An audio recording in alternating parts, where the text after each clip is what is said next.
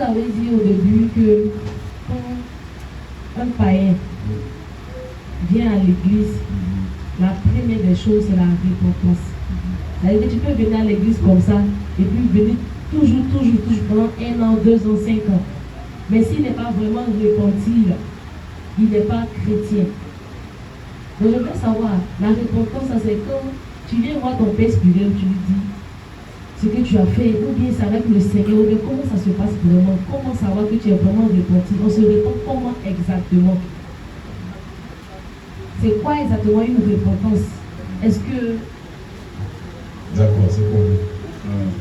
La question, moi je te pose la question pour savoir si tu t'es pas repenti. Parce que si c'est pas ça, c'est que tu n'as pas. Tu ne sais pas quelque chose, ça veut dire que tu n'as pas fait. Ou bien tu as fait ça au hasard. Question suivante. Le pasteur, le ministère. Pour moi, c'est sûr le parler en langue.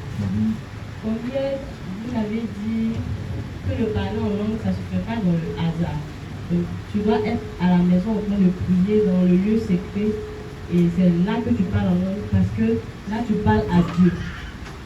Je voulais savoir quand on est peut-être à l'église, à un culte, quand on est sujet de prière. Tu es en train de prier sur ton sujet et tu as l'inspiration de parler en langue. Est-ce qu'en ce moment, tu ne peux pas parler en langue ou tu attends, tu coupes? Merci. Question suivante. Posez des questions s'il vous plaît. Au sujet de parler en langue, ce n'est pas moi qui dis. C'est un enseignement que j'ai donné. Et j'ai donné une orientation. Prenez 1 Corinthiens le chapitre 14. Vous allez comprendre. Beaucoup de pasteurs connaissent ce texte et lisent, mais quand ils lisent, ils s'en foutent. C'est pas moi qui dis. Je vais lire. Peut-être que vous avez lu sans comprendre, mais je vais lire avec vous. Je commence par elle, sa question. 1 Corinthiens le chapitre 14.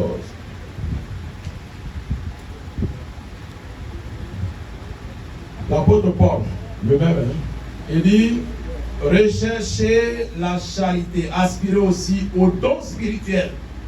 Mais surtout à celui de... Il y a combien de dons? Il y a 9 dons. Et parmi les dons là, Paul dit: aspirez aux dons spirituels. Donc tous les 9. Mais surtout à celui de prophétie. Donc on parle des dons de prophétie. C'est Paul qui parle. Il dit: en effet, celui qui parle en langue ne parle pas aux hommes. C'est pas ce que j'ai dit hier, c'est pas moi qui ai dit, je vous ai rappelé ce que Paul enseignait. Paul dit vrai ou bien il dit faux? Est-ce que Paul, ce qu'il dit là, c'est vrai? Celui qui parle en langue, est-ce qu'il parle aux hommes? L'enseignement de Paul, c'est pas mon enseignement. Celui qui parle en langue ne parle pas aux hommes, mais à Dieu, car personne ne le comprend. On dit personne ne le comprend. Attends, imaginez-moi, je suis à Bourré, puis je viens, je suis au milieu de vous. Bon, nous, il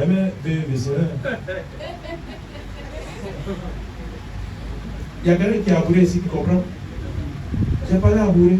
Combien il y en a qui vient? Moi, nous, il y a quelqu'un qui a compris. Mais ça sert à quoi de venir vous parler à Bourré? Puisque vous ne comprenez pas. Mais pourquoi une langue que les gens ne comprennent pas, les gens ne comprennent pas? Moi, je vais leur parler ici. Pourquoi? Paul dit: en effet, celui qui parle en langue ne parle pas aux hommes, mais à Dieu, car personne ne le comprend. Et c'est en esprit qui dit des mystères. Donc je dis des mystères en esprit, mais à qui? À Dieu.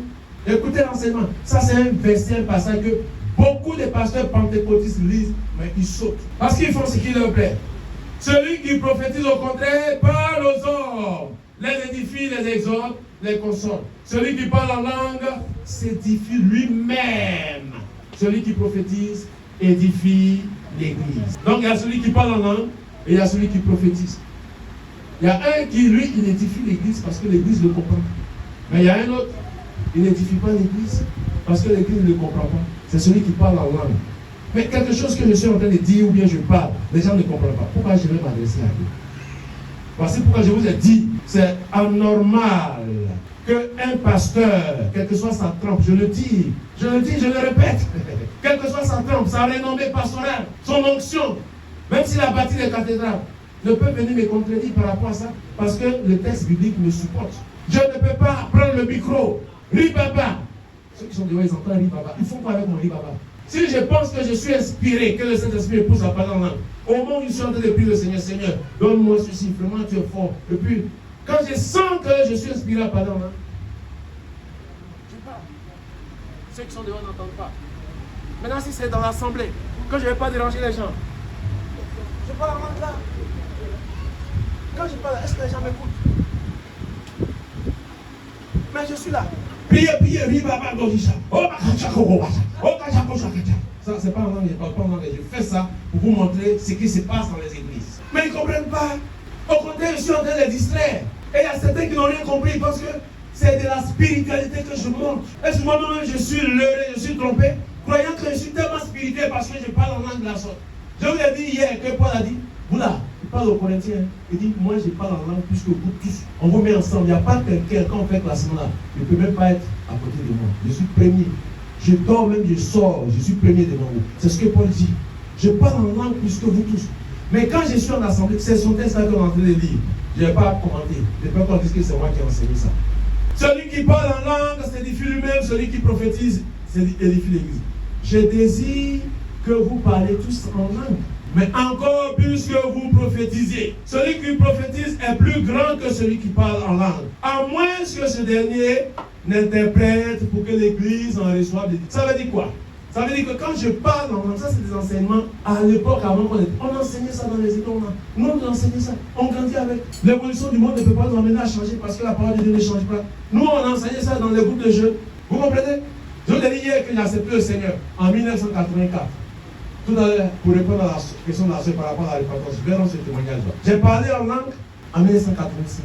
Donc, 85 jusqu'en 1900. Vous combien d'années? Il y a des questions, on doit avoir diplôme dans la langue. Il y a beaucoup de jeunes serviteurs de Dieu qui font du bruit. Peut-être ça fait 5 ans qu'on a commencé à parler en langue. Je sais de quoi je parle. Le Seigneur m'a béni et j'ai eu l'expérience. Je ne me suis pas détourné du Seigneur. Je ne suis jamais allé prendre du feu étranger. Je n'ai jamais mangé que des marabouillas pour prêcher. Vous comprenez? Je ne suis jamais allé me baigner dans de l'eau sale au Nigeria pour venir faire du bruit devant les gens. Dieu seul m'est témoin. Il sait sur quoi mon ministère est basé. Donc je sais de quoi je parle. Je vais ramener les serviteurs de Dieu à la parole de Dieu. Je désire que vous parliez tous en langue, mais encore plus que vous prophétisiez. Celui qui prophétise est plus grand que celui qui parle en langue. À moins que ce dernier n'interprète, pour que l'Église en reçoive l'édification. Et maintenant, frère, de quelle utilité vous serais-je si je venais à vous parler en langue et si je ne vous parlais pas par révélation ou par connaissance ou par prophétie ou par doctrine? Si les objets inanimés qui rendent un son comme une flûte ou une harpe ne rendent pas de son distinct, comment reconnaîtra-t-on ce qui est joué sur la flûte ou sur la harpe? Quand vous prenez des guitares, vous jouez. Vous prenez depuis si il n'y a pas un bon son. En musique, on va d'accord. C'est-à-dire que moi, je règle ma guitare sur do, toi, tu règles pour toi sur sol. Et puis, on est le groupe sur la et puis, pendant que c'est pas bien. C'est l'illustration que Paul est en train de faire. Mais ça aussi, les gens ne comprennent pas. Et si la trompette rend un son confus, qui se préparera au combat? C'est-à-dire que le son que la trompette doit donner pour que les gens aillent au combat là. Peut-être que la trompette doit faire. Et puis la trompette, au lieu de faire ça, fait là. Ça, c'est pas le message pour aller au combat. Donc personne ne peut pas s'apprêter. Écoutez ce que Paul est en train de faire comme démarche. De même, vous, si par la langue vous ne donnez pas une parole distincte, comment saura-t-on ce que vous dites quand vous parlez en l'air? Ça, là, les gens, les pentecôtistes ont lu ça, ils ont lu ça. C'est pas moi qui dis. Paul dit quand vous parlez en langue dans le micro devant les gens ou bien en public là, vous parlez en l'air. Quelqu'un qui parle en l'air, ça veut dire qu'il... Quelque nombreuses que puissent être dans le monde les diverses langues, il n'en est aucune qui ne soit une langue inintelligible. Si donc je ne connais pas le sens de la langue, je serai un barbare pour celui qui parle. Et celui qui parle sera un barbare pour moi. Ça veut dire que quand les gens sont dans l'église, ce sont des barbares, c'est des païens. Ils ne se comprennent pas, mais ils se parlent. Écoutez-moi bien. Je n'invente pas les choses. Et nous qui enseignons ces choses, on n'invente pas. Ça ne vous fait pas plaisir. Mais c'est ça qui est la vérité. Est-ce qu'on doit vous enseigner? On ne se débrouille pas pour arranger les choses. Non, c'est vrai que la Bible a dit ça, mais nous-mêmes, non. Vous savez, en Israël, du temps de Jérémie, là, quand les gens étaient en exil, là, le peuple d'Israël s'est détourné de Dieu et a commencé à faire des rituels, a commencé à offrir de l'eau, de l'encens à la reine du ciel. Jérémie, le chapitre 44. Et Dieu parle à Jérémie pour que Jérémie s'adresse au peuple. Jérémie dit, mais ce que vous faites là, c'est pas bien. On n'agit pas comme ça en tant que peuple de Dieu. Les gens ont dit quoi?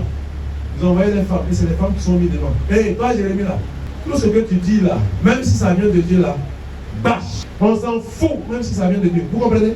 Aujourd'hui, il y a beaucoup de personnes dans l'église, même souvent des pasteurs, qui disent on s'en fout, même si c'est écrit dans la Bible. Même si c'est Dieu qui a dit, nous on fait là, l'essentiel, ça marche, on avance, ça marche, on avance. Voici pourquoi les gens pêchent, et puis quand ils ont l'argent, ils disent, si Dieu n'était pas avec moi, est-ce que le truc allait marcher? De même, vous, puisque vous aspirez au don spirituel, que ce soit pour l'édification de l'église, que vous cherchez à en posséder abondamment. L'édification de l'église, c'est quoi? La prophétie. C'est pourquoi que celui qui parle en langue, il doit faire quoi? Prie. Pourquoi? Pour avoir le don d'interpréter. Ça veut dire quoi? Si Dieu te fait la grâce de parler en langue, il ne faut pas prier les gens chaque fois à l'église. Il faut prier pour avoir le don d'interpréter. Car si je prie en langue, mon esprit est en prière. Quand je prie en langue, en réalité, mon esprit doit être en prière. Mon esprit est en prière. Mais je prierai. Non. Mon esprit est en prière. Mais mon intelligence demeure stérile. Que faire donc? Je prierai par l'esprit. Mais je prierai aussi avec l'intelligence. Ça veut dire quoi? Il faut que je dise des choses sensées dans une langue que les gens comprennent. C'est ça, prier avec son intelligence. Et si on s'exprime en français, je parle. S'il y a des gens qui sont au boulot, je parle en boulot. C'est ça, prier avec son intelligence. Autrement, si tu rends grâce par l'esprit, c'est-à-dire tu parles en langue, comment celui qui est dans le rang de l'homme du peuple répondra-t-il Amen? Et puis, bizarrement, il y a des gens qui répondent Amen à des parler en langue. Oh, Shabbat, et puis il dit Amen. Tu as compris ce qu'il a dit? On dit Amen quand on a compris quelque chose. Sinon, tu risques de te condamner toi-même dans ce qu'il a dit. Et d'ici, il dit des choses qui sont confuses. Comment celui qui est dans l'homme du peuple répondra-t-il Amen à ton action de grâce? Puisqu'il ne sait pas ce que tu dis, tu rends, il est vrai, d'excellentes actions de grâce. Mais l'autre n'est pas édifié. Celui qui est devant toi n'est pas édifié. Voici pourquoi tu le fais dans la présence du Seigneur. Le verset 18, il dit ça. C'est ce que j'ai dit hier. Je rends grâce à Dieu de ce que je parle en langue plus que vous tous. C'est Paul qui parle. Il dit je rends grâce à Dieu de ce que je parle en langue plus que vous tous. Pourtant, Dieu devait le condamner parce que c'est orgueilleux de dire ça. Comme le pharisien qui disait dans la prière, dans la parabole, du pharisien un peu du cœur. Le pharisien qui dit, moi, j'ai béni Dieu de ce que je jeûne 3 fois par jour, je donne ma dîme, je fais ceci, je ne suis pas comme le gars à regarder quelqu'un comme ça. Jésus l'a condamné. Mais si, Jésus ne peut pas condamner Paul. Jésus est d'accord avec Paul. Et Paul parle par inspiration, par connaissance. Il dit, je rends grâce à Dieu de ce que je parle en langue plus que vous tous. Mais dans l'église, c'est ça qui a fait que ça sauvait Paul. S'il n'avait pas ajouté ça là, il était prétentieux. Il dit, mais dans l'église, j'aime mieux dire 5 paroles avec mon intelligence, afin d'instruire aussi les autres, que 10 000 paroles en langue. Bonsoir, ça va? Que le Seigneur vous bénisse. Combien de paroles? Que Dieu dit, oh, puis je suis devant les gens. 10 000 paroles. Frères, ne soyez pas des enfants sous le rapport du jugement. Vous comprenez? Voici le texte. Donc c'est pas moi qui ai dit. Et fort de ça, m'appuyant sur ça, il a dit, moi-même, mon expérience, c'est ce que je vous recommande. Je n'ai pas dit que le parler en langue est mauvais. Est-ce que j'ai dit ça? J'ai dit, un enfant de Dieu doit être fort, doit être puissant. Quand chez lui à la maison, dans sa dévotion, pas forcément chez toi, tu peux faire ta retraite. Personne n'est autour de toi pour être distrait. Et puis dans ta prière, ton temps de prière, dans ton élan, tu commences à prier en béton, bien en gabou, bien en chose en français. Mais quand tu pries, le Saint-Esprit est là, le Saint-Esprit te pousse, et puis tu commences à parler en langue. Quand tu rentres dedans là, tu te mets à parler en langue. Quand tu sors d'un tel moment là, tu es ragaillardi dans ta foi. Tu es restauré, tu es transformé. Et quand tu sors comme ça, c'est pas possible qu'un démon va passer devant toi pour s'amuser. C'est ce que j'ai dit. Je dois venir au culte en tant que pasteur. Donc je vais venir faire cette démonstration devant le peuple. Samedi, peut-être la nuit, il fait une sorte de mini-veillée. Je suis en train de prier alors et puis ça me prend. Je suis en train de parler parce que je suis inspiré. Et quand je sors d'un tel moment, le dimanche, je viens en église, je suis à l'aise. Je peux prêcher même sans parler en langue parce que j'étais déjà connecté avec le Père. Et quand je suis dans l'assemblée, que je dois parler en langue, Paul dit, il faut prier pour avoir le don d'interprétation. Parce que aujourd'hui, ça ne se passe plus dans les églises. Pourquoi? Parce que c'est type d'enseignement là-bas. Nous, à notre époque, quand on est en train de prêcher, et puis on a un moment de prière, il y a un frère qui parle en langue. Quand il parle en langue, il y a l'instant qui suit. Il y a une sœur elle donne l'interprétation de ce qu'il a dit, parce que lui n'a pas de don d'interprétation, donc elle donne l'interprétation. Vous comprenez? Aujourd'hui, ça disparaît dans les églises. Pourquoi? Parce qu'on n'a pas canalisé, on n'a pas enseigné. Quand toi tu finis de parler en langue, parce que ça vient de Dieu, quelqu'un donne l'interprétation. De façon systématique, parce que ça vient de Dieu. Donc ça nous permettait de savoir si une langue venait de Dieu. Lorsqu'il y a eu une interprétation. Quand il n'y a pas eu d'interprétation, on exhorte la soeur, on exhorte le frère. Parce que Dieu ne peut pas mentir. Mais si tu t'es parlé à toi-même dans l'assemblée du soir, tu parlais en langue. Personne n'a entendu, il n'y a pas d'interprétation. Mais quand quelqu'un s'est là, et puis les gens parlaient vraie langue là, ça dit, moi, c'est pas moi qui formais les gens en langue. Aujourd'hui, il y a des gens qui forment en parler en langue. Il y a des écoles de parler en langue. On les rassemble un peu dit, oui, toi, ou bien ta bouche. Oh, ah, oh, oh, oh, oh, oh, oh, voilà, vas-y, allez, voilà, sort alors. Et puis, dans l'école, puis il y a des gens qui s'en vont dedans là-bas, comme si on a mis de l'eau dans leur cerveau. Est-ce que ça peut aller? Ne vous mélangez pas. C'est-à-dire que ne soyez pas des hommes folkloriques, des femmes folkloriques. C'est-à-dire qu'on fait du n'importe quoi. Je vous ai dit hier que même les païens, là, les féticheurs aujourd'hui parlent, hein? Les musulmans, votre langue, là, ils parlent de ça. La repentance, c'est le message, le premier. Et c'est un des messages les plus importants. Ensuite, la sanctification, parce que sans la sanctification, personne ne verra le Seigneur. Mais la repentance, pour que les gens entrent. On ne peut pas rentrer dans le royaume des cieux sans la repentance. Moi, je vous ai dit que j'allais à l'église. Chaque dimanche, j'allais quelquefois. Mais surtout, j'allais à l'église quand c'était la période de fête. À l'époque, quand j'étais jeune. Et quand il y avait une fête de la journée, on partait là, on mange du livre, bon comme ça. Moi, je ne vois pas ça à cette fête-là, chaque année. Donc, c'est ça qui fait que nous, on allait à l'église. Et quand on va souvent chanter, on est dedans, on est devenu religieux. J'allais à l'église jusqu'en 1984. Quand j'étais en train de finir mon premier cycle. Et un jour, il y a un ancien ami qui était au quartier avec nous, il avait disparu. Moi j'allais à l'église, lui il n'est jamais allé à l'église. Et quand il est revenu au quartier pour nous saluer, il est devenu chrétien. Pendant que moi j'allais à l'église, il n'était pas chrétien. Donc il arrive et puis il nous parle de l'amour de Jésus, de l'amour de Dieu, et puis il nous parle de l'enfer. On était 4 au quartier. Quand il finit de parler là, et puis il s'en va, parmi nous 4 là, j'étais le seul qui devenait triste. Parce que le message me touchait. Donc quand il devient triste, les autres amis, les trois, ils disent, voilà. En ce moment, j'étais un louba qui devient triste à la suite des messages. J'étais un louba. Donc eux, ils ne pouvaient pas croire que moi, ils deviennent. Ils disent, tu vois, quelqu'un comme non, c'est pas. Les conneries des blancs deviennent des puis toi, quand il finit de m'encenser comme ça, en même temps, les esprits reviennent de plus, je dis, ah, et puis on s'en va. La prochaine fois, quand il vient, il est venu une fois, 2 fois, c'est la même chose, il devient triste. La 3e fois, quand il est venu, il est devenu triste. Quand il est parti, les mêmes là avec le même message. Chacun l'a écouté, chacun doit prendre une décision. Vous ne savez pas ce que j'ai compris. Parce que le Seigneur m'a parlé à travers le message. Nous allons peut-être expliquer ce que c'est que la repentance. Parce qu'il y a plusieurs qui entendent, même dans les rues, ils s'en foutent. Qui viennent à l'église, on les invite, ils viennent et puis ils rient, ils font et puis ils s'en vont. Je me suis démarqué d'eux. Et j'ai dit, j'ai pris la décision d'accepter ce qu'il a dit. Je veux accepter Jésus, j'accepte Jésus. Les instants qui ont suivi. Je suis arrivé à la maison. J'ai compris le message. Il faut un changement. Parce que tu ne peux pas changer à chaque fois, et puis c'est la même chose, tu le fais. Je me suis agenouillé en chambre. Et j'ai commencé à prier pour demander pardon à Dieu pour mes péchés. La première fois, alors que j'allais à l'église. Quand on va à l'église, on fait un moment de confession. J'ai fait ça aussi. Seigneur, pardonne-moi. C'est pas ça. Ce jour-là, pour la première fois, j'ai commencé à me confesser. Pendant que j'étais en train de me confesser, puisque le mouvement de la repentance devait commencer. Moi, un loupard. Je ne pleure pas devant des situations comme ça. Le Saint-Esprit, je ne sais pas par quel je suis contre toi. Devant le Saint-Esprit, j'ai commencé à pleurer. De toute ma forme, j'étais en train de pleurer. Pendant que je pleurais, je voyais toute ma vie en train de défiler devant moi. Je voyais les bêtises que j'avais faites. Et puis, je voyais l'amour de Dieu. Comment Dieu m'étendait la main. Comment j'avais perdu du temps. Puis j'étais en train de pleurer. Je pleurais en sanglots. Et j'étais en train de prier. Parce que j'étais en train de me détourner de ma mauvaise vie, de mon ancienne vie. C'est ça la repentance. Je ne dis pas que tout le monde doit forcément pleurer. Mais il y a un temps où on décide de changer. C'est ça la repentance. Si tu as vécu ça, tu t'es attaché au Seigneur, c'est que tu t'es repenti. Mais si tu n'as jamais vécu ça, comme oui, ça c'est beau, ça c'est les blancs qui envoient. Oh bon, une prochaine fois on va et puis on s'en va. La go, allons-y. Puis demain c'est toi qui viens dans l'église. Quand il y a offrande, puis tu danses toutes les phases, puis tu fais même fois tu offrandes, parce que tu prends les trucs pour toi. Mais péché là, c'est comme de l'eau, tu bois toujours, comme respiration. Tu t'es pas repenti. Voici pourquoi Jean-Baptiste a commencé son ministère.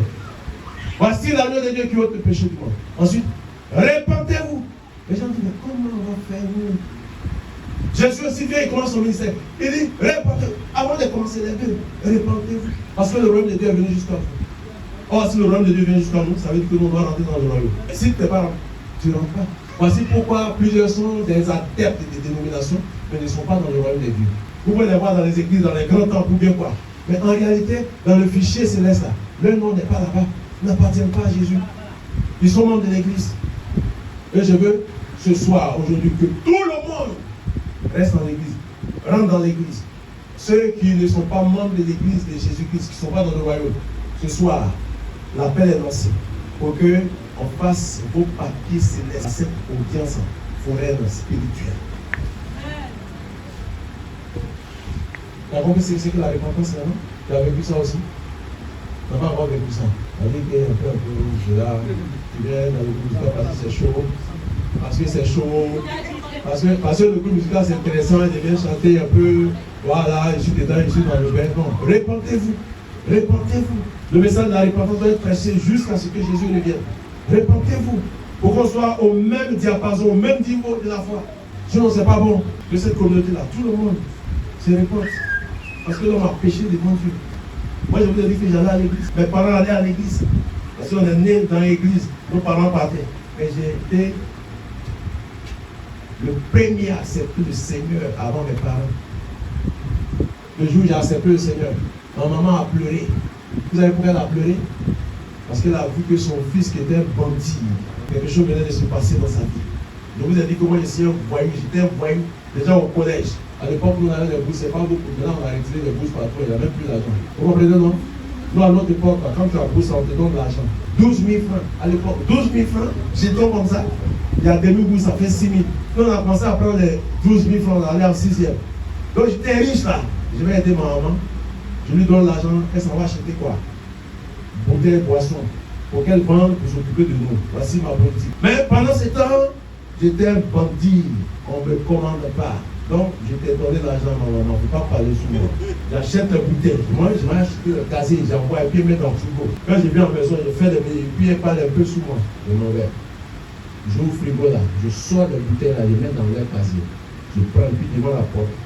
Je m'assois sur le tabouret. Je prends chaque bouteille. Quand je baisse la boisson là, casse toutes les bouteilles. Maman pleure justement.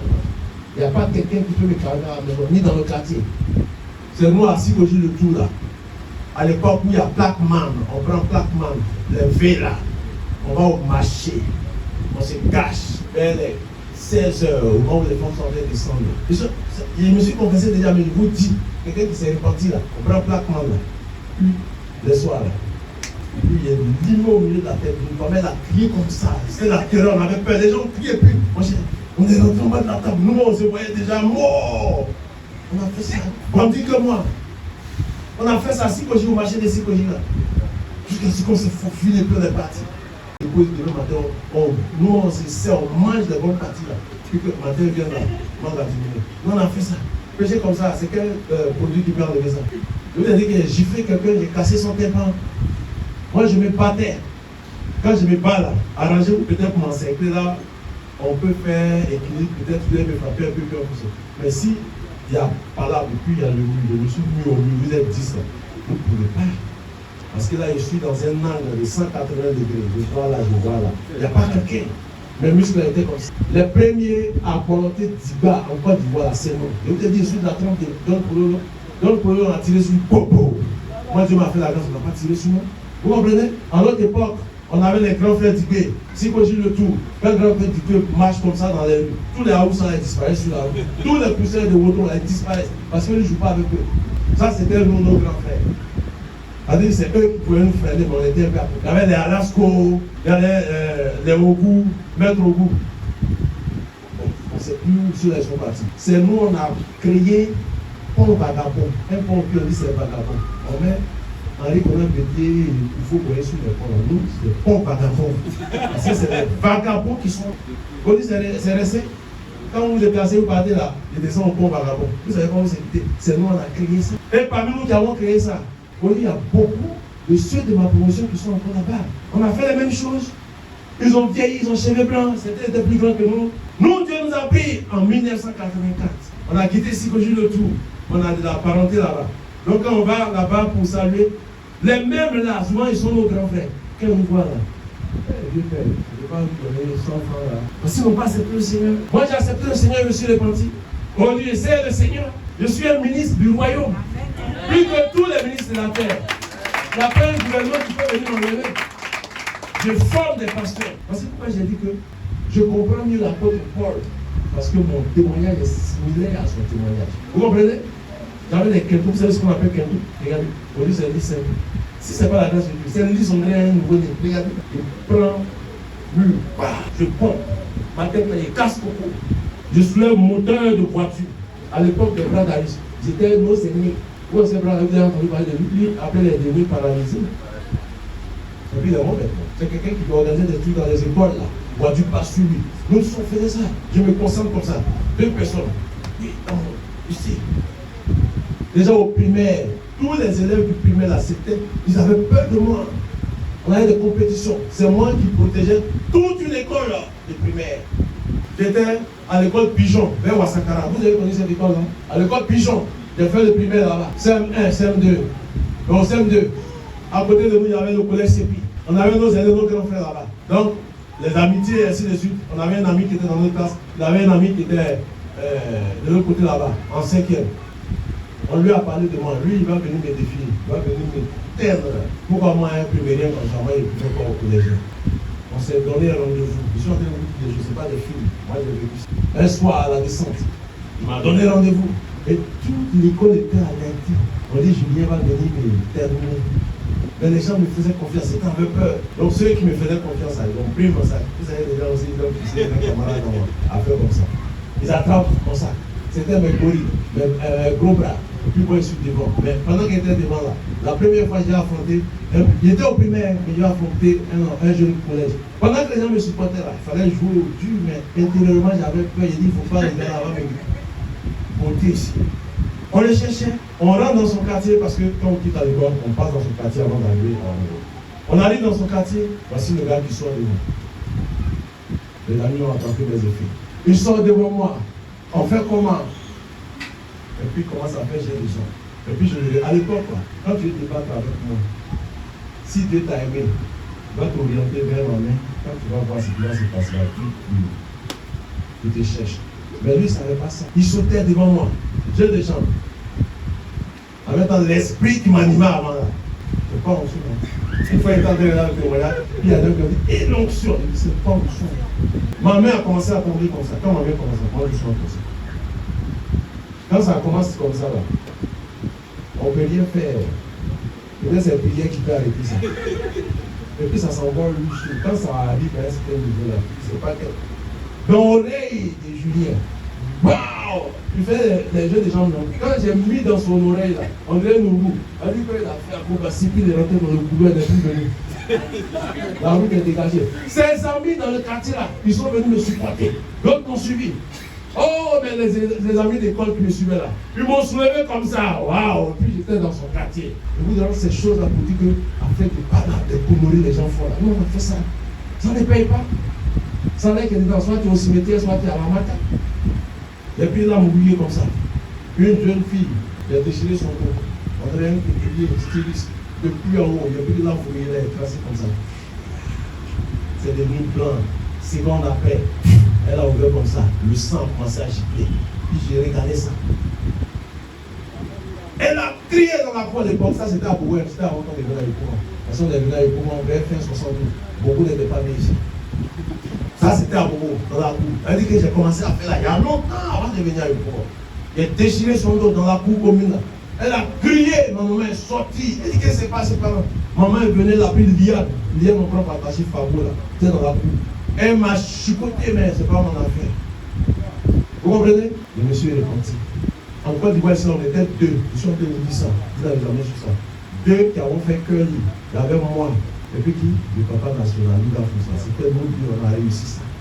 J'étais un fan de Michael Jackson. Moi, je suis un ancien danseur de l'instrument de breakdance. J'ai commencé vers la fin des discours. J'ai dansé. J'ai connu les Chalamars. Tu as entendu parler d'Armédée parce que c'est un ami. On était à Bobo ensemble. J'étais un danseur de l'instrument de breakdance.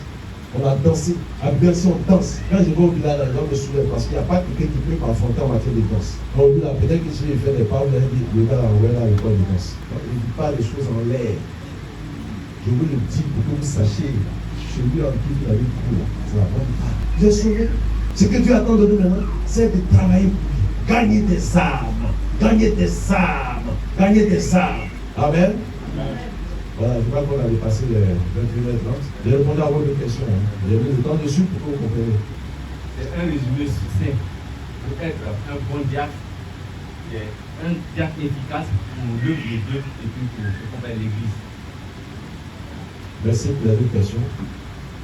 La première question, quand hier j'avais touché un peu à ça, c'est vraiment ce qui a fait la spiritualité. Mais la deuxième question, comme le temps est avancé, c'est un sujet d'enseignement.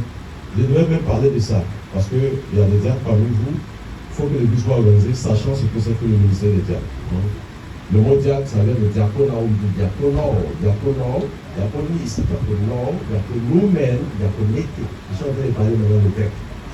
Et là, vous allez comprendre ce que c'est que le ministère des diacres.